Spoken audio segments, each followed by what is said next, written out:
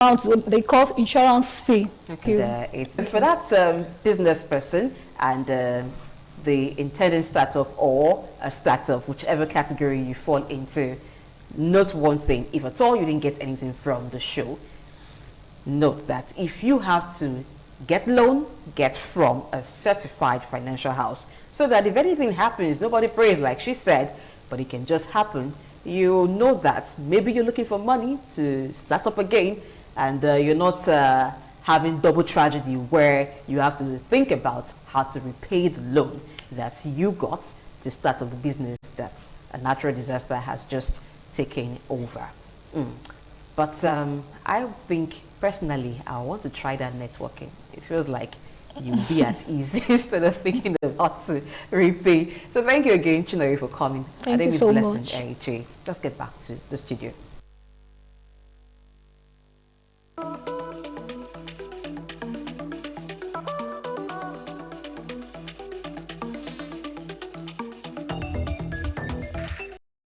Eluria Holland Suite, Sabalo Bidding City, Miss ITV Hot Lake Nigeria Beauty Pageant. It's getting bigger and better. Get set for the Keep Walking edition. This event is supported by Oviomo Foundation, helping to build a better society through numerous platforms. Vive La Vive Boutique, sales of female and children clothing, shoes, bags and other accessories. 11A, West Uber Road, After Water Resources, and located at Market Square, Sapele Road, Benin City. Fortune Skincare, 61 Adesua Grammar School Road, off Bob by Water Resources, and Demodo Cooking Gas, 247 FM Way, Benin City. Wesley Premium Table Water, number 2, Wesley Street, Oka Community, off Benin Sapele Road, Benin City. Honorable Michael Izomo, CEO, St. Izomo Farm Organization. Ogbe Motors Nigeria Limited, 202 Sapele Road, Benin City. Global Foods and Cinemas, 59 Urubi Street, Benin City. Samotaka Generators and Electronics, number 66 Wire Road, Benin City. Burr Bank Oil, located at Benin Akure Road, Oluku, where 1 liter of fuel is 1 liter. Comrade Osarboy Dausa, co-convener APC Ikbabaka Liberation Movement and President Grassroots Initiative. Marzi Hotel, plot 290 Etete Layout, Ubo GRA, Benin City, Edo State. For sponsorship and participation, call this number 08056563675 or 08056733170. Miss ITV Hot Lake Nigeria Beauty Pageant. Discover the beauty in you. Miss ITV Radio Fashion on the runway. Fabrics, needle and thread, creativity at its best.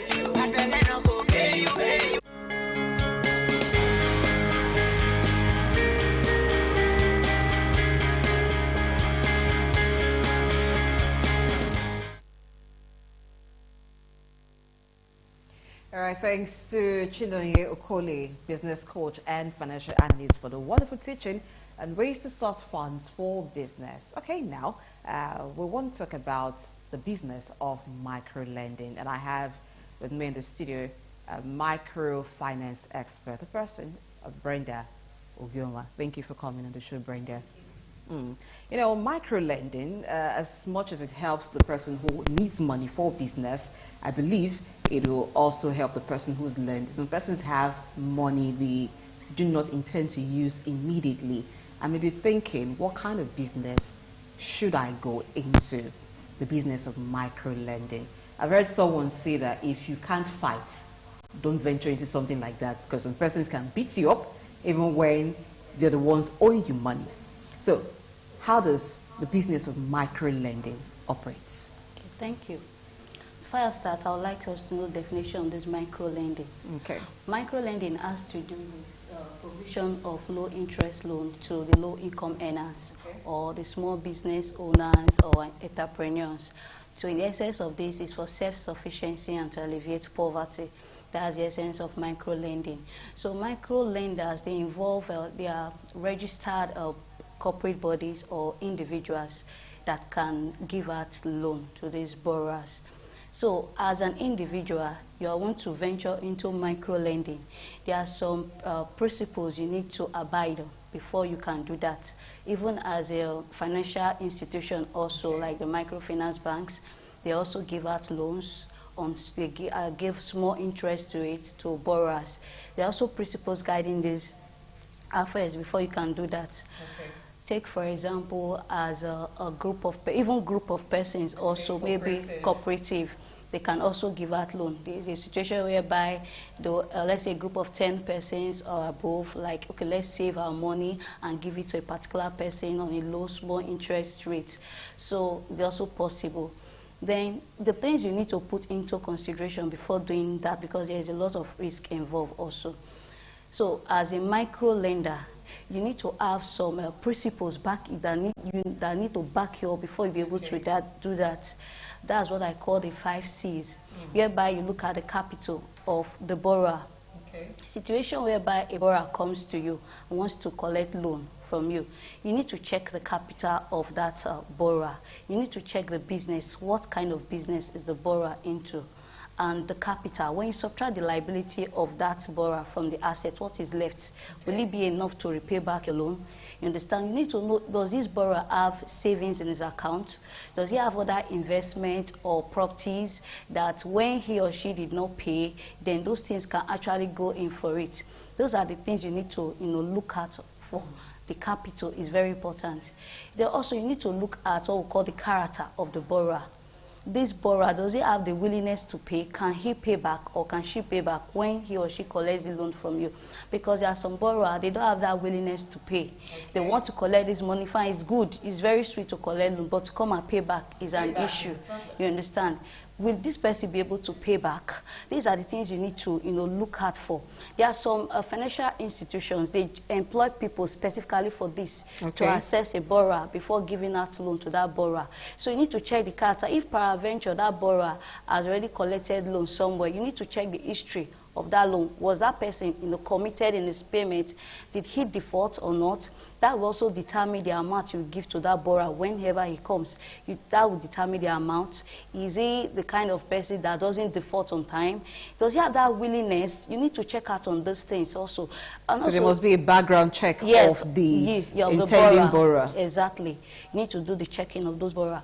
And also you need to check the collateral. Those most microfinance, they don't collect collateral. But what they do in place of it, they go for guarantors. Like, okay, before I will give you this loan, this amount, you need to go and bring maybe 2 guarantors or 1 guarantor. There's guarantors that are capable, that are working, that when you did not pay, you can actually go and hold those guarantors, come and pay the money. Understand? They need to check out, look for those kind of guarantors. Most financial institutions, they will tell you, don't come with someone that is not working. We don't need students. The person should be a working class, should have a steady source of income before we can give you loan. Understand? Those are the collateral. Some will tell you you need to have certain amount of savings in your accounts with us before we can give you this loan. You understand? Then you also need to look at the condition of the loan. There are some markets or businesses that thrive very well in a particular period of time. You need to check the kind of business that person is into. With that business, yield more profit at that particular time. Is it the kind of business that is in vogue at that particular time? Those are the things you need to check. There are some seasonal businesses. You don't expect, for example, now a farmer, you want to give a farmer a loan. A farmer that is into crop farming, and you want to give that farmer in dry season, and knowing fully well that it has stopped raining, how do you expect that farmer to pay back? Those are the things you need to look at for also before giving out the loan. Those are the conditions that also goes with loan. Also, then you also have to look at the capacity of this borrower. Does this borrower have the capacity to pay? If you remove the expense and the debt of this borrower, the remaining money, will it be enough to pay back the loan? Those are the things. That's what you meant by when you subtract the liability from the assets, what will be left? The expense, exactly. Will the income left, will it be enough to pay back this loan? Put into consideration before you give out loan to any borrower, so that you will not be at risk. Even if there is the risk occur, what we call default risk, definitely is bound to occur, because there is the probability or tendency that a borrower may not pay back the loan they borrowed. But when you are able to follow up with these C's, knowing the capital, the collateral, does this person have the capacity to pay? When you follow it up very well, at least the risk will be minimal. You understand? And you should also be firm, be fair and be firm as a lender. You understand? You should be fair. Be fair with these borrowers, and also be firm When let your yes be your yes. This is your principle. You should abide with it. If they cannot cope, then they go.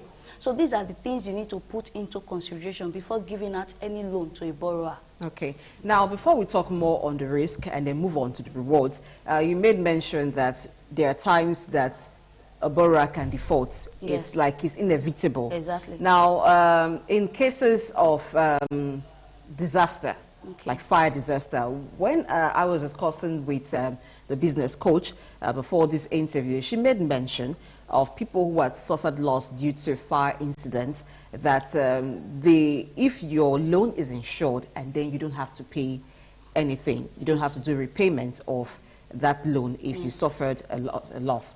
Now, as the lender, the money you get from the insurance company, does it cover the loan that was given out? Or is it also part of the risk that you suffer as a lender? Okay. As a micro lender, the insurance money that is being paid by these borrowers, especially from a registered lender, you understand? Because these borrowers, they pay insurance fee. Okay. In case if there is any fire outbreak or death or any kind of natural disaster. This insurance will cover up for the client. So the client will not pay again. Understand? So in that case, it will kind of cover up for the client, and also on your part, so the risk will reduce. Okay. You understand? Because the insurance company are going to pay you the money. The money that was insured. If a borrower wants to collect, let's say 50,000 naira, there's a certain percentage for insurance fee that he will have to pay. Okay. That percentage covered up for that 50,000 naira. So if peradventure there is any outbreak, any natural disaster, that money has already been insured.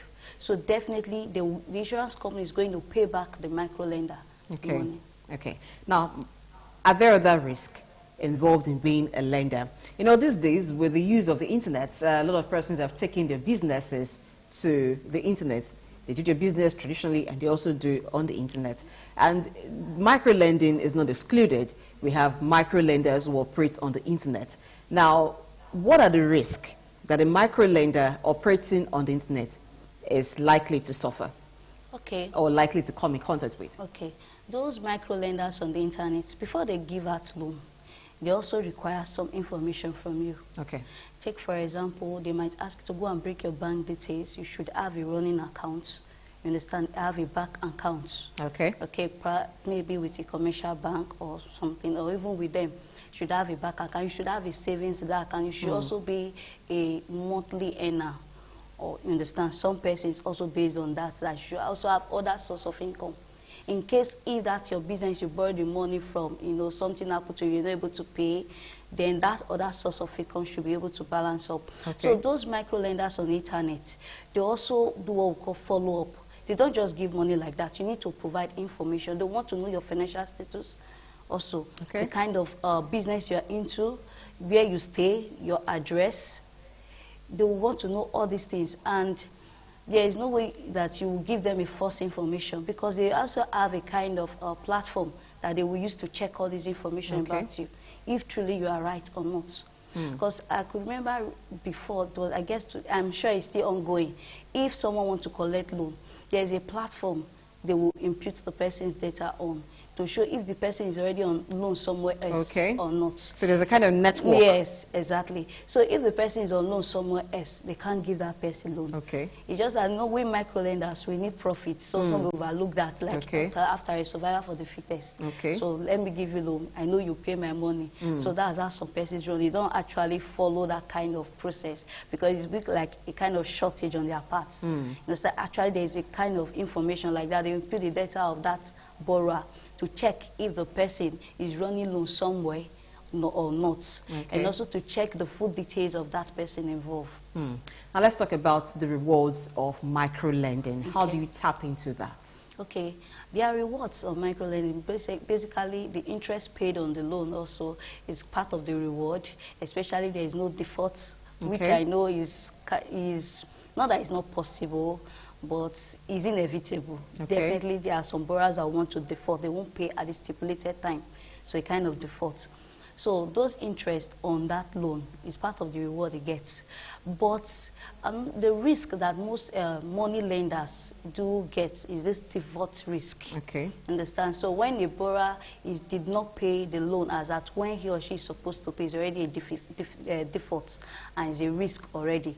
So what they do is that if a money lender is able to carry out this assessment or his background check of the borrower very well, understand, do the credit check of the borrower very well, carry out all the 5 C's, the risk will be there, but it will be minimal. Okay. It will not be like when you just feel a nonchalant attitude or like that, you understand.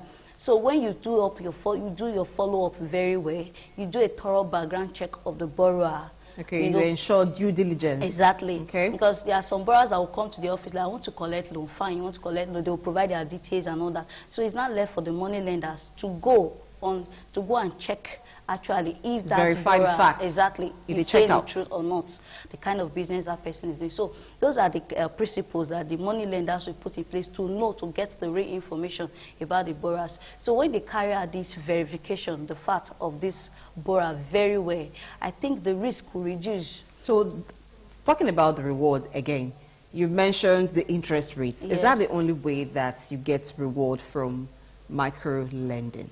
Okay, as a money lender, the interest is part of the reward that we get from it. And also, those are the base, in fact, the interest on the loan is the basic reward you get from it. That's the essence of the business. All right. Now let's talk about the interest rate. Some borrowers have complained that money lenders or micro lenders in this case seem to be tricky. They don't disclose to you completely what the conditions of the loans are. There may be some hidden interest rates. Is that true? No. That's why it's advisable for borrowers to go to a registered microfinance institute to collect or borrow loan. Understand? Because most microfinance, they have integrity that they are protecting. Okay. Understand? By the time a borrower or your client starts saying all manner of things or hit things against you, it will tarnish the image of the organization.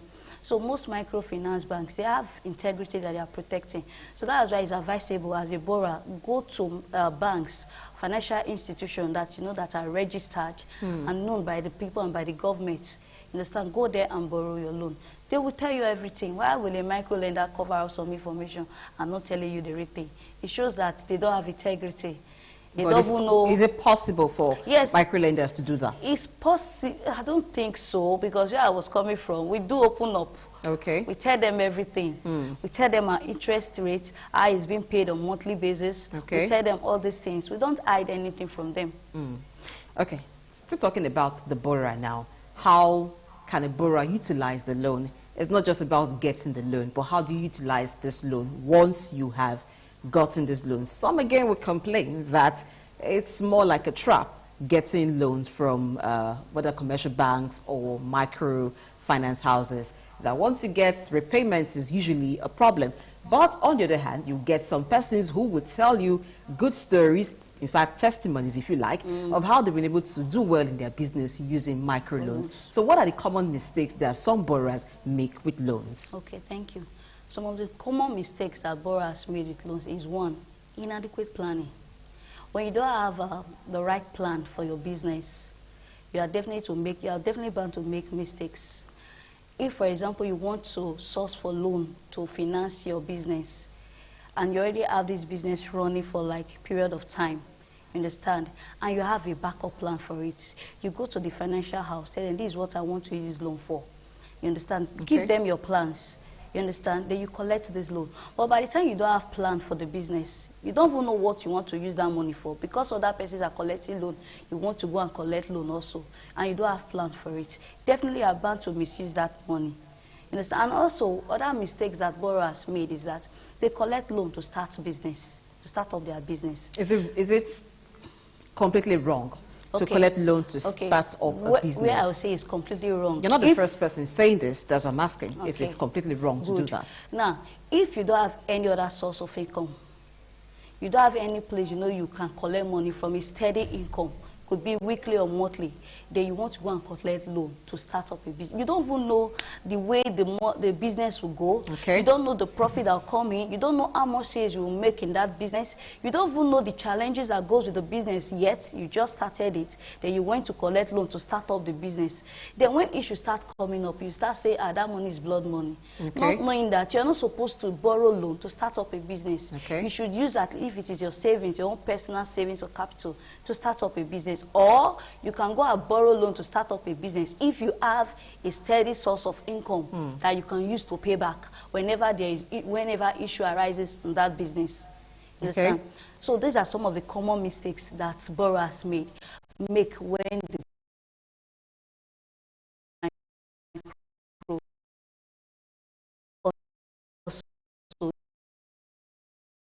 I mean to say, like I said earlier, they don't plan, and when they collect this loan, you understand, they divert it. Okay. Maybe you have to use this money for your business. Something came up. Okay, I want to pay my child's school fees, or I want to buy a new clothes now. I'm hungry now. They want to eat the best food because they went to borrow loan from somewhere else. They divert this money. Some even borrow money to pay loan. Okay. You borrow money from a financial institution. Like robbing Peter to pay Paul. You understand? So these are some of the mistakes that borrowers do make. Why will you collect loan from a micro lender and divert it to something else? So how do you intend to pay Back. the second You lender? understand? These are some of the mistakes they make. So you cannot, as a borrower, don't collect loan from a micro lender to pay another micro lender. Or don't collect loan and divert it to something else that you know that will not yield profits. Because the essence of all this is to alleviate poverty. Okay. Is to make you to be self-sufficient. That's the essence of micro lending. You have a business and want to support you to help you to grow that business. Okay. But by the time you don't have plan for the business, you want to come and collect the loan, you will misuse the loan. You understand? Okay. So I would say mismanagement and inadequate plan, you don't have plan for your business, is one of mainly the major that these borrowers do make. So if their plan is entered, they have a good plan, you know, they involve the money, the loan they collect, they put it in their business or invest it in their business, definitely you will start seeing the profit from it. That surrender your business, Okay. then you'll be able to get your reward. So the money